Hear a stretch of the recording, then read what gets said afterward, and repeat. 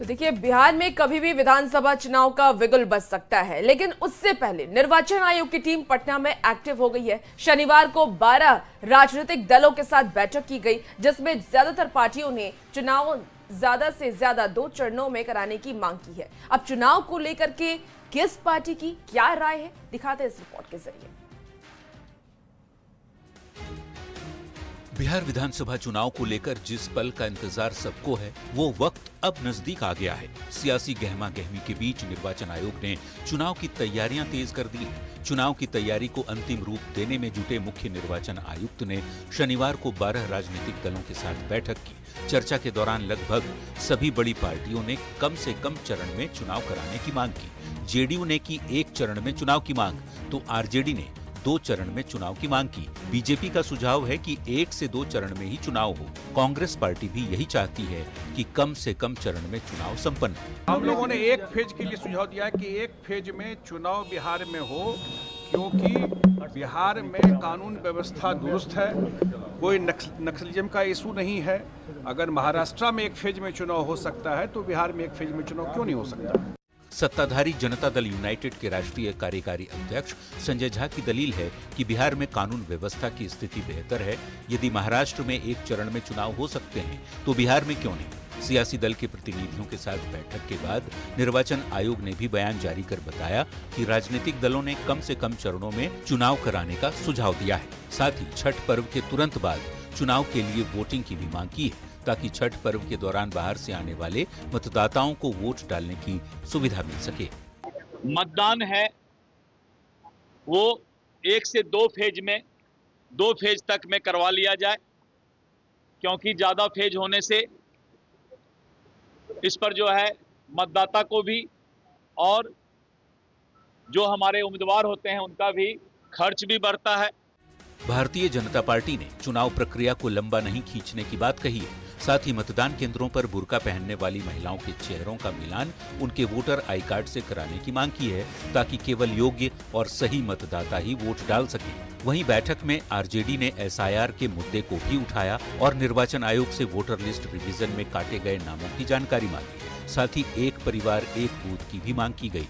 राजनीतिक दलों के सुझाव पर निर्वाचन आयोग ने बताया कि मतदान केंद्रों पर मतदाताओं की अधिकतम संख्या 1200 तय की गई है, ताकि चुनाव के पर्व को सौहार्द से मनाया जा सके और मतदाता का सम्मान भी हो।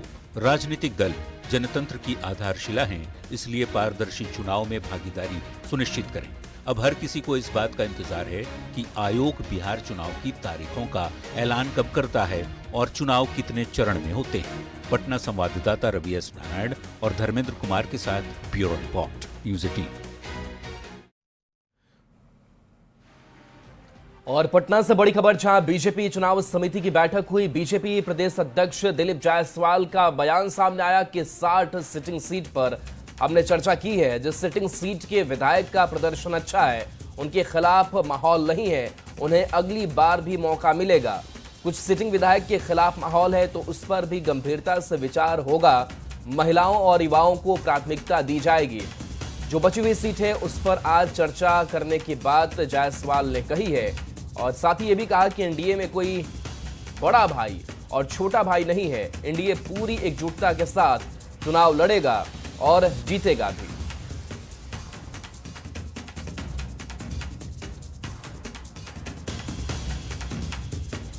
तो देखिए, खास करके जो 60 सिटिंग सीटें हैं उस पर मंथन किया गया है और बताया जा रहा है कि जो बाकी बची सीटें हैं उस पर भी मंथन किया जाएगा। लेकिन दिलीप जायसवाल ने ये इशारा किया है कि जिन्होंने अच्छा काम किया उनको टिकट फिर से। बयान सुनाते हैं।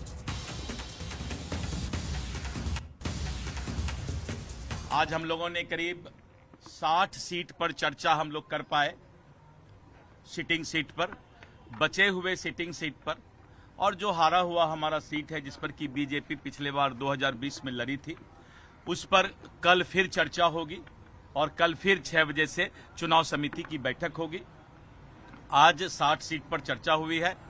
जो हमारे वर्तमान विधायक हैं उनके परफॉर्मेंस पर और वहां से जो लोग संभावित उम्मीदवार ने अपना इच्छा जाहिर किया है उन लोगों पर भी चर्चा हुई है।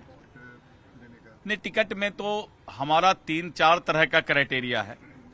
पहला है कि जिस सिटिंग सीट के विधायक का अच्छा परफॉर्मेंस है और जिनका रिपोर्ट भी सही है, एंटी इनकम्बेंसी नहीं है, तो वैसे परिस्थिति में वैसे सीट पर जो है विचार हुआ है कि उनको आगे हम लोग मौका दें। इस बार कोई बड़े भाई छोटे भाई की भूमिका नहीं है। इस बार एनडीए एकजुट होकर चट्टानी एकता के साथ आगाज करते हुए चुनाव लड़ रही है। धन्यवाद।